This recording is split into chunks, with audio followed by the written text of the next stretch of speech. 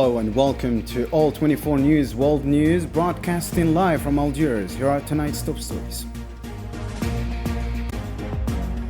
As the UN Security Council convenes behind closed doors, the newly appointed Sahara Foreign Minister pledges to step up the independence struggle.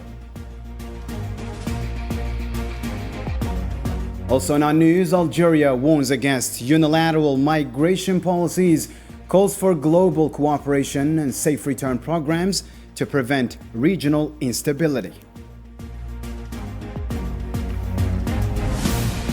Coming up as well, Zionist forces double down on airstrikes across Khan Younis and Gaza City, killing women and children while razing homes to the ground and escalating displacement in Rafah.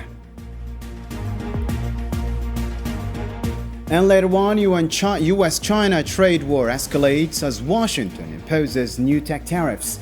Beijing accuses the US of economic bullion, and OPEC slashes growth forecasts over trade war fallout. The details shortly.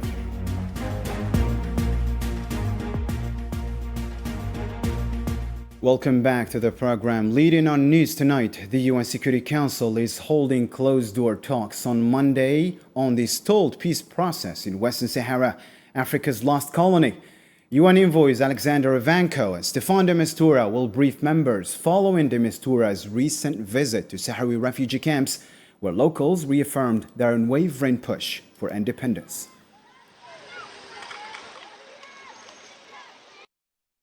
In the same context, Sahrawi Foreign Minister Mohammed Yeslam Baysat has vowed to ramp up the independence struggle on political, diplomatic, military and human rights fronts. In his inaugural speech following his appointment as Mohammed Sidati's successor, Baysat pledged to carry out the Foreign Ministry's agenda approved by the Sahrawi National Council, calling it key to their liberation cause. On a related note, Mohamed Ahmed, head of the Sahrawi communities in France, condemned Morocco's repeated attacks on a solidarity march, demanding the release of Sahrawi political prisoners. Speaking Sunday in Bordeaux, he slammed the disruptions, intercepting protesters and targeting participants as proof of a moral bankruptcy and efforts to silence Sahrawi voices. The march, marked by ongoing provocations, is set to end Monday in Toulouse after 7 stops.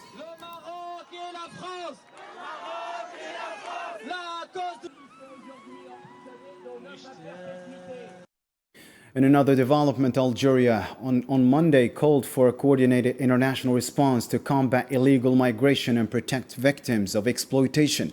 At a forum on migrant smuggling and human trafficking, Interior Minister Ibrahim Marad stressed that unilateral efforts fall short, warning of the ties between these crimes, drug and arms trafficking and terrorism.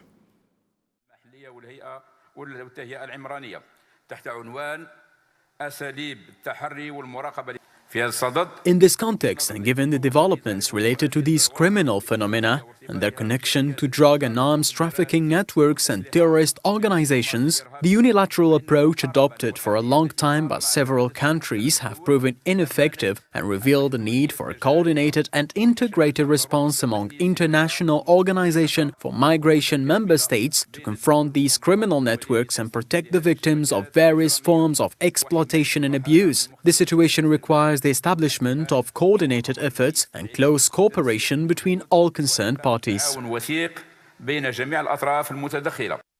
Meanwhile, Algeria's interim minister hailed the voluntary return of over 8,000 migrants via UN-backed programs as a model of exemplary cooperation. Marad also unveiled new 2024 reintegration plans with the IOM Algeria, highlighting record-level coordination that positions the initiative as a regional benchmark for migration management. في معرض المساعي الحثيثة لمجابهة ظاهرة تهريب المهاجرين In addressing the modern challenges of combating migrant smuggling and human trafficking, I must commend the strong cooperation and coordination with UN organizations, particularly the International Organization for Migration, IOM. Our partnership has recently reached new heights, especially in advancing programs for the voluntary return and reintegration of irregular migrants into their home countries. Thanks to this close collaboration and the exceptional support from IOM, we successfully facilitated the voluntary return of over 8,000 irregular migrants in 2024 under optimal conditions. A promising and ambitious program is currently being developed for this year in cooperation with the IOM office in Algeria. كما تم تسطير برنامج جد وطموح للسنة الجارية مع مكتب المنظمة الدولية للهجرة بالجزائر. On the same occasion, Algerian Interior Minister Ibrahim Murad warned that migrant smuggling and human trafficking have become the most dangerous criminal enterprises threatening global security. Speaking at a forum on irregular migration, he stressed that these networks now endanger national stability and fuel transnational crime. The exceptional presence we witness today on this global event of brotherly and friendly countries from various security, legal, technical and media fields reflects the strong awareness we all share regarding the dangers of human trafficking and smuggling. This phenomenon is marked by increasing complexity and harmful consequences, threatening the lives of millions of people across the world and representing one of the major threats to peace and stability of nations, just like other transnational crimes. And in another news story, Algeria and the African Union Commission held high-level talks in Addis Ababa to boost cooperation on Africa's key challenges. On the eve of the AU Executive Council's 24th extraordinary session, Minister of State and Foreign Minister Ahmed Attaf met with the AU Commission Chair Mahmoud Ali Youssef and Deputy Chair Salma Malika Haddadi to discuss peace, development, institutional reform, and strengthening the AU's role. Attaf also met with Burundi's Foreign Minister Albert Shingiro to review ties and plan joint initiatives.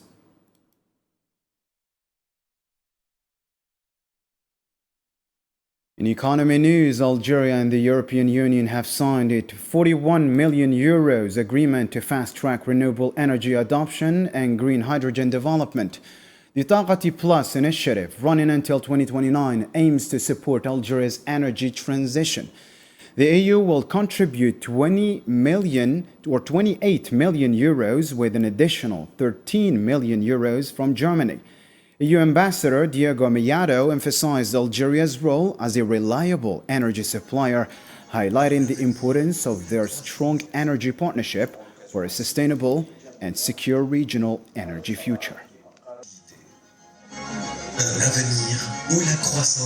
البرنامج يهدف إلى تعزيز التعاون في مجال الطاقات المتجددة. The program aims to strengthen cooperation in the fields of renewable energies, green hydrogen, and energy efficiency. It includes several key areas, such as institutional organization in the field of energy transition and technical and technological support. It also focuses on enhancing infrastructure for integrating renewable energies, such as solar and wind, into electricity transmission networks. The program also involves feasibility studies for cooperation initiatives and the transmission of electricity from renewable energy sources and green hydrogen to European markets. These various areas of cooperation will allow Algeria to reaffirm its pivotal role in the field of renewable energies and green hydrogen. Germany considers Algeria a strong partner in the field of renewable energies and green hydrogen. We are very pleased with the European Union's involvement in this partnership, as it represents a new step forward toward a sustainable energy future. The Taqati Plus project falls within a strategic vision that aligns with Algeria's priorities and international commitments in the areas of climate and energy. The European Union is pleased to support the implementation of the Taqati Plus project, which embodies and reflects the strength and quality of energy cooperation between the European Union and Algeria. Our shared goals in the fields of renewable energy, energy efficiency, and decarbonization demonstrate a common will to build a more sustainable future. These priorities lie at the heart of our strategic partnership in the energy sector. As for energy news, Algeria increased its liquefied natural gas exports to Europe by 22% in March. shipping 1.16 million tons compared to 950,000 tons in the same month last year, according to TAQA platform. The report also revealed that European countries received all of Algeria's LNG exports in the first quarter of 2024, totaling 2.24 million tons, as the continent continues to diversify its energy sources away from traditional providers.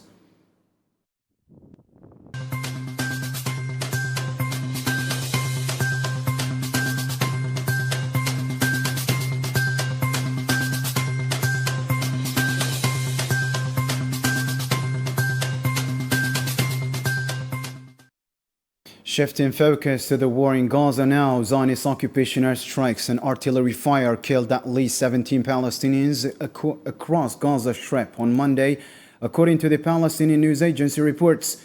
In Khan Yunis, 8 murders were reported, including 5 from a house bombing in Huza'a, with women and children among the martyrs, 2 from artillery shelling east of the city, and 1 in Al-Mawasi's displacement camp. In Gaza City, 9 more were killed, including 6 in an airstrike on a Tufah neighborhood and 3 displaced persons in Ishaf.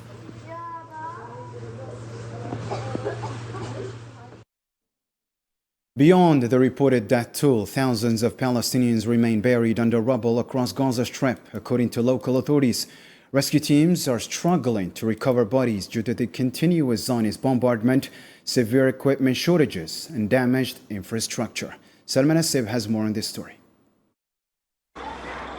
In Gaza, the relentless assault continues, fueling chaos, desperation, and unbearable loss. After an evacuation order in Khan Yunis, Zionist occupation forces bombed dozens of tents, reducing a fragile shelter into a vast expanse of rubble and debris.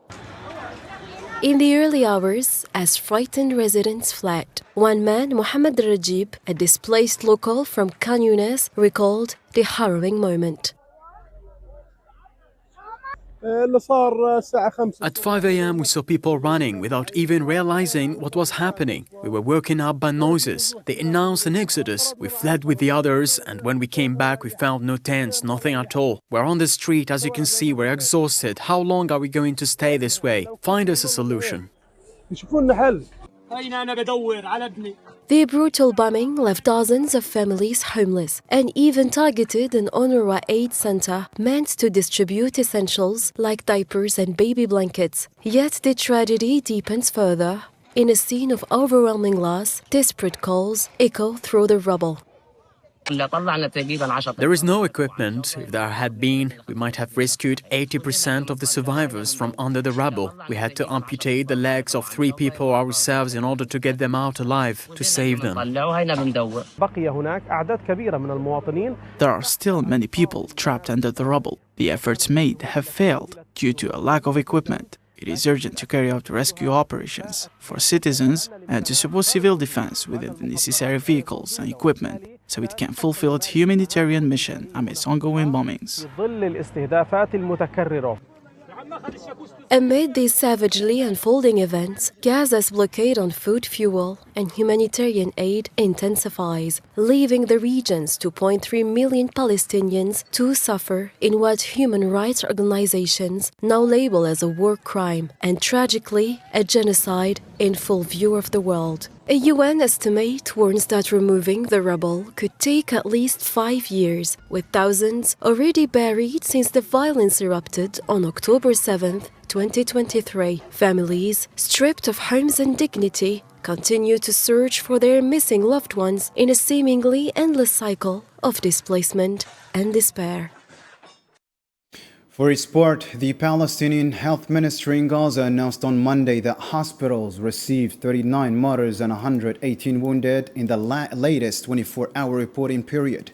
The update brings the death toll to 50,983, with 116,274 wounded since the Zionist war began, while hostilities since March 18 alone have claimed 1,613 lives and injured 4,233.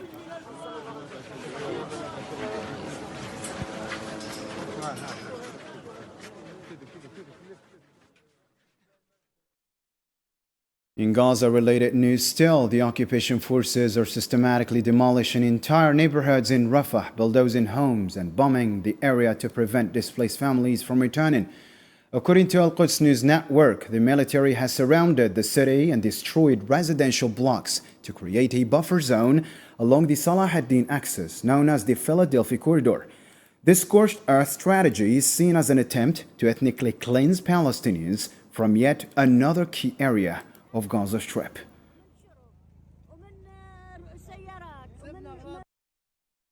Moving on to the West Bank now, Zionist occupation forces conducted house-to-house raids across the West Bank on Monday, targeting Palestinians, including children, in Jenin, Nablus, and Beit Lahm.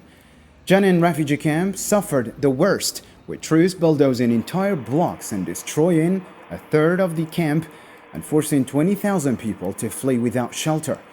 The Popular Committee denounced the action as ethnic cleansing under cover of war, as tear gas filled the air during raids that left families homeless in mere hours. Shifting focus to escalating tensions in the Middle East, the Lebanese army reported the death of one soldier and the injury of 3 others on Monday after a suspicious object exploded in Tyre. The device left over from Zionist occupation shelling detonated during an engineering survey by a specialized army unit in the Wadi al-Aziziyah area, according to a statement on the army's official X platform.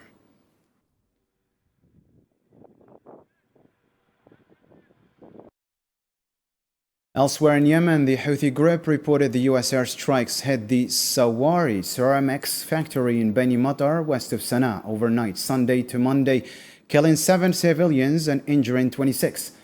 This marks one of 3 U.S. bombings in the area. Houthi military spokesman Yahya Sari also announced the downing of U.S. MQ-9 drone in Hajjah, the 4th in 2 weeks and the 19th since the conflict on Yemen began. He emphasized that the continued U.S. airstrikes have not weakened Houthi military capabilities.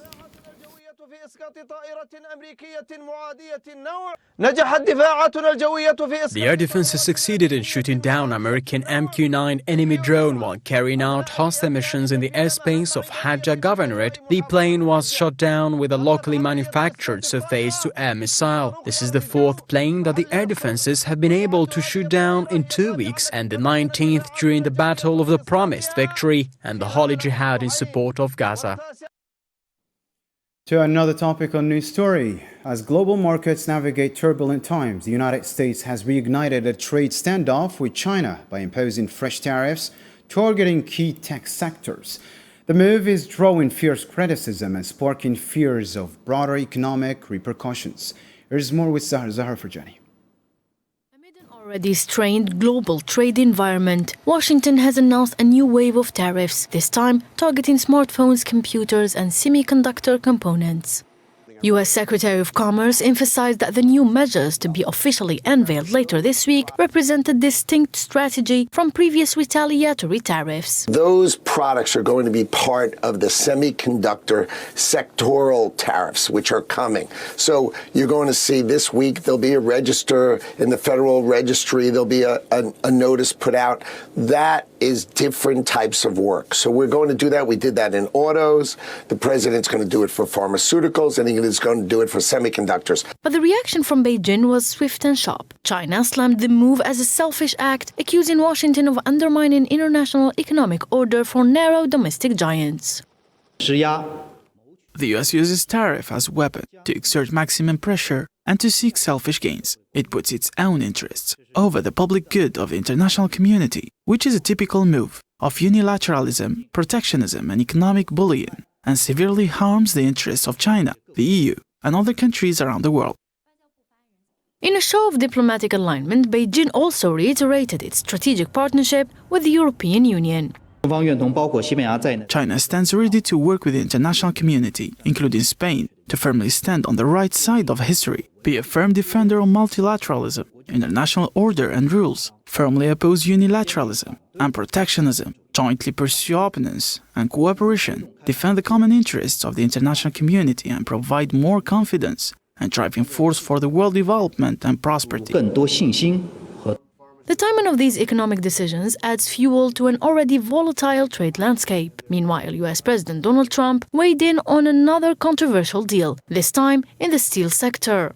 The United States Steel, one of the great companies of the world, US Steel, should remain in our country. But the tariffs will be in place in the not distant future because, as you know, like we did with steel, like we did with automobiles, like we did with aluminum. From tech tariffs to steel blockades, Washington's turn inward is rattling both allies and rivals. The world now watches how these moves will ripple through supply chains, diplomatic relations, and the future of global commerce. In another development, China has called on the UK to protect economic relations from political interference and ensure fair treatment for Chinese companies. Foreign Ministry spokesman Lin Jian emphasized on Monday that Beijing prefers direct negotiations to resolve the British steel dispute, warning that nationalization could harm Chinese investor confidence in the United Kingdom.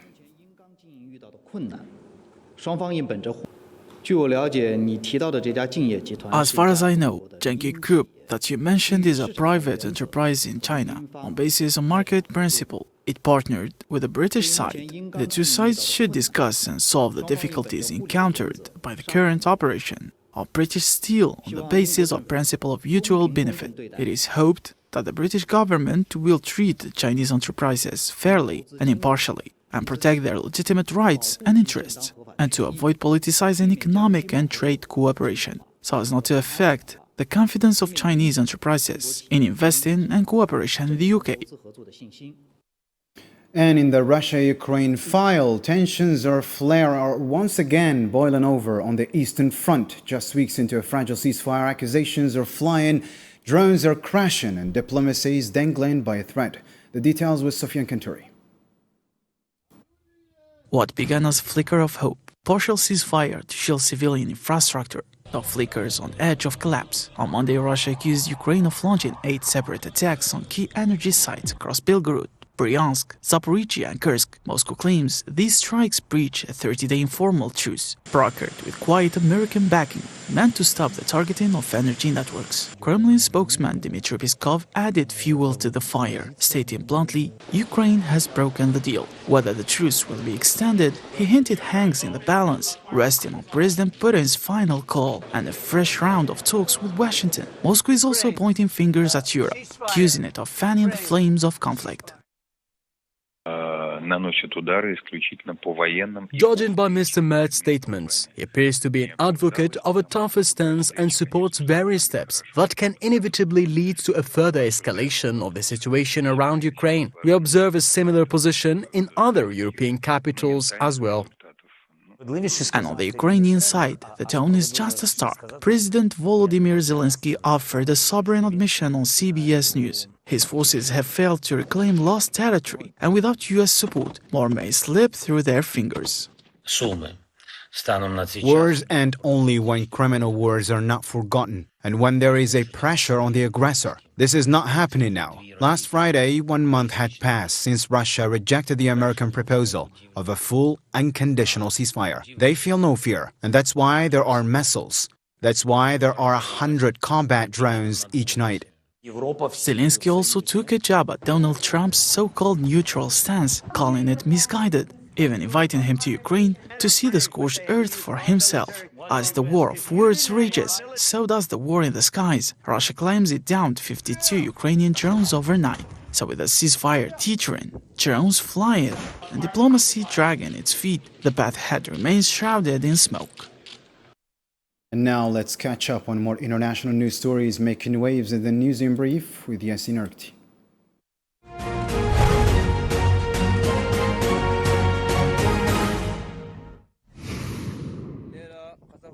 In Sudan, the army has confirmed that the Rapid Support Forces shelled the Abu Shuk camp for displaced persons in El Fasher on Monday. According to local media, which cited a military official, the RSF used heavy artillery in the attack just 1 day after they stormed and took control of the nearby Zamzam refugee camp. Dutch Foreign Minister Casper Wijdkamp announced that indirect Iran-US nuclear talks will be held Saturday in Rome, focusing on sanctions and nuclear issues. IAEA Chief Rafael Grossi will visit Tehran this week to discuss cooperation, while President Trump called recent talks positive, with a second meeting set and a decision expected soon. The trial of ousted South Korean President Yoon Suk-yeol began Monday in Seoul, where he faces charges of rebellion and treason. Yonhap reported that Yoon denied the charges, which stemmed from his December declaration of martial law that triggered political turmoil and led to his removal. OPEC has reduced its global oil demand growth forecast by 150,000 barrels per day for both 2025 and 2026, citing the impact of the U.S. administration's new trade measures. The organization also lowered its global economic growth projections to 3% for 2025 and 3.1% for 2026, noting that trade-related uncertainties have increased doubts about short-term economic growth.